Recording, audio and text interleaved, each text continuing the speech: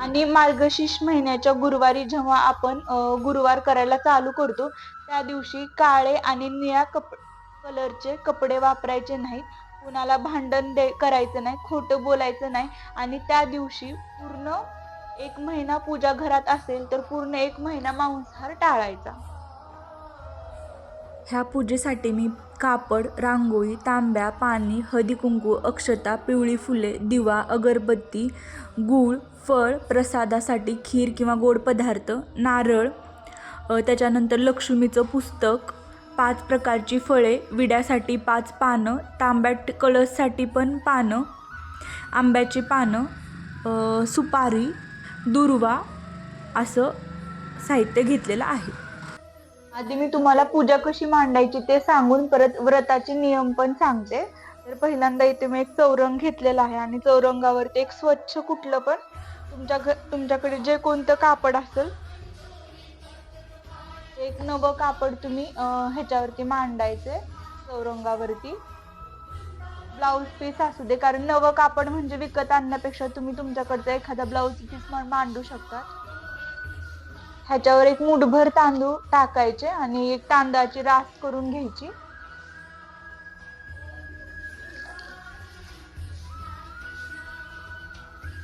इथे मी ह्याच्यावरती कलश स्थापन करते. कलशावरती एक छान असं स्वस्तिक काढून घ्यायचं आपण. आपण कुठल्या पण शुभ कार्याच्या वेळेस पहिल्यांदा स्वस्तिक काढतो, कारण स्वस्तिक हे देवदेवतांचं प्रतीक आहे. असं म्हणतात की कुठलीही पूजा लाल रंगाने स्वस्तिक काढून केली तर ती पूजा लवकर आपली संपन्न होऊन आपलं जे म्हणणं आहे ते देवदेवतांपर्यंत लवकर पोहोचतं. आता आपण ह्या कलशामध्ये दुर्वा टाकायचे आहेत. त्याच्यानंतर एक शिक्का टाकायचा आणि हळदी कुंकू घालायचं.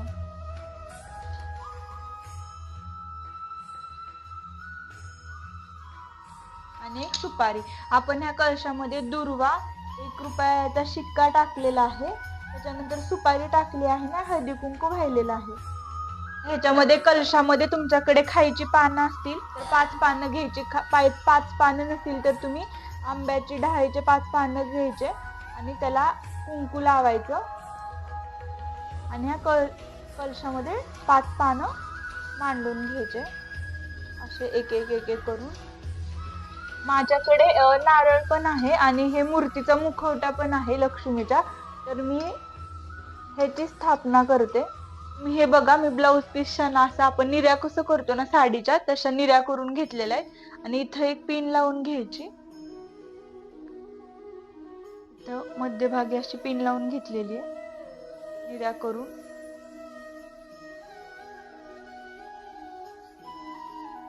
मी ह्याचं पिन जिथून लावलेली ना त्याचा निम्मा भाग इकडे टाकला, निम्मा पुढे टाकला आणि ह्याच्या अशा निर्या करून व्यवस्थित हे केला ना, ह्याच्यावरती मी नारळ आणि देवीची मूर्ती प्रस्थापित केली. तुमच्याकडे काही दागदागिने असतील तर देवीला तुम्ही घालून घ्यायचे. तुमच्याकडे गणपतीची प्रतिमा किंवा जर मूर्ती नसेल, फोटो नसेल तर तुम्ही काय करा, देवीच्या पुढे ना एक तांदळाची रास मांडायची छोटीशी आणि त्याच्यावरती गणपती म्हणून एक सुपारी ठेवायची. आता आपण हा पान सुपारीचा विडा घेतलेला आहे, हा देवी समोर पान सुपारीचा विडा मांडूयात.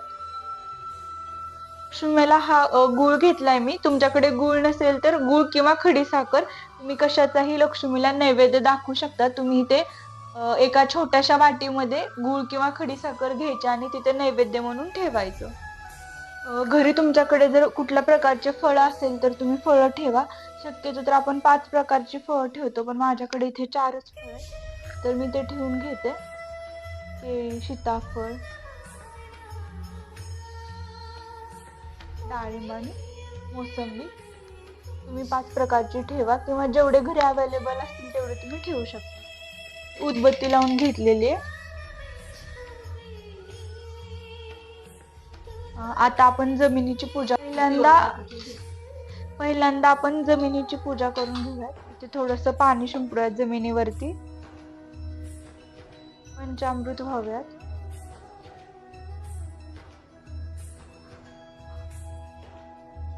आणि हळदी कुंकू वाहून घ्यायचं.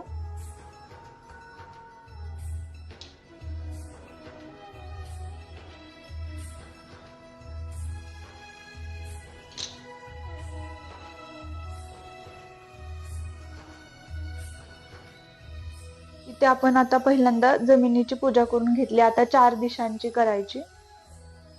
त्या 4 दिशांची आपण पूजा करूयात. ह्याच पद्धतीने करायची. पाणी शिंपडून घ्यायचं पहिल्यांदा.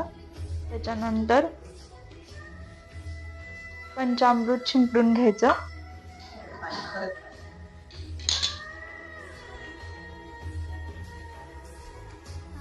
परत पाणी शिंपडायचं. आता हळद कुंकू व्हायचं.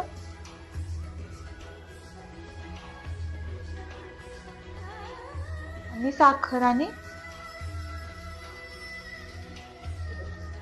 नैवेद्य दाखवायचा. आणि आपण आता दिशांची पूजा केलेली आहे तर 4 दिशांना उदबत्तीनं ओवाळून घ्यायचं आणि नमस्कार करायचा. आपण ह्या आपल्या 2 समयांची पूजा करून घेऊयात.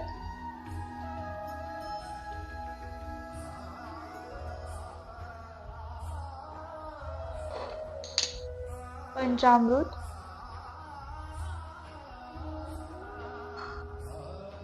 परत पाणी. आता आपण आपल्या समयांना हळदी कुंकू लावून घ्यायचं.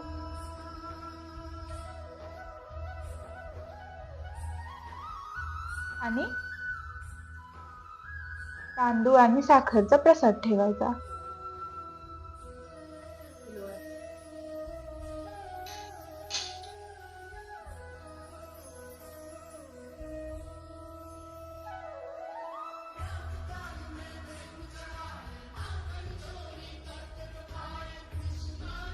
आता आपली दिव्यांची पूजा संपन्न झालेली आहे. आणि आता दिव्या दिव्या दीपत्कार कानी कुंडल मोतीहार दिव्याकडे पाहून नमस्कार करायचा. गणपतीची स्थापना केली होती. आता आपण त्याची पूजा करून घेऊयात. पंचामृत,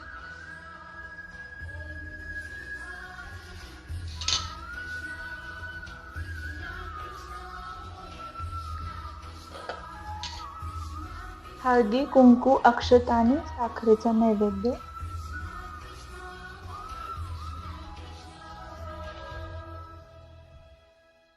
आणि गणपतीला आपण दुर्वा वाहून घ्यायच्या.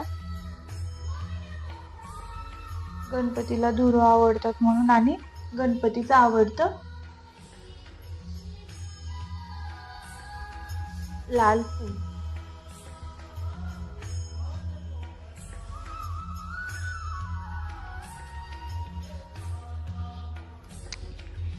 त्याचप्रमाणे आपण गणपतीची झालेली पूजा संपन्न फळांची आणि देवीची पण करून घ्यायची.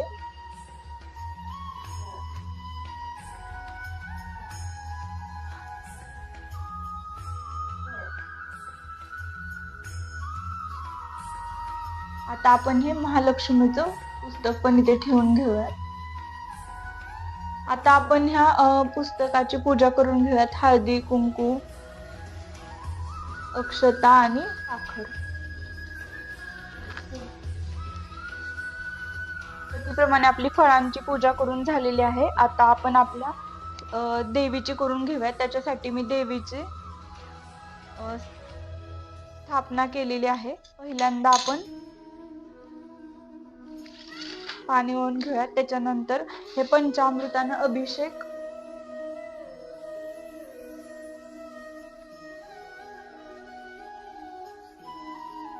परत पाण्यानं थोडस अभिषेक करूयात. आता आपण हळद कुंकू लावून घेऊयात आपल्या देवी स्थापना केलेल्या देवीला. तुमच्याकडे देवी नसेल तर तुम्ही फोटोची किंवा मूर्तीची स्थापना करू शकतात किंवा नारळाची करू शकतात.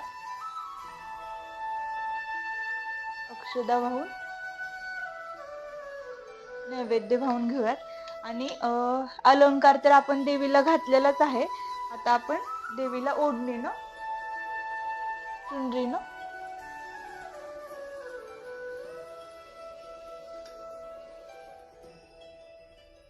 झाकून घेऊयात.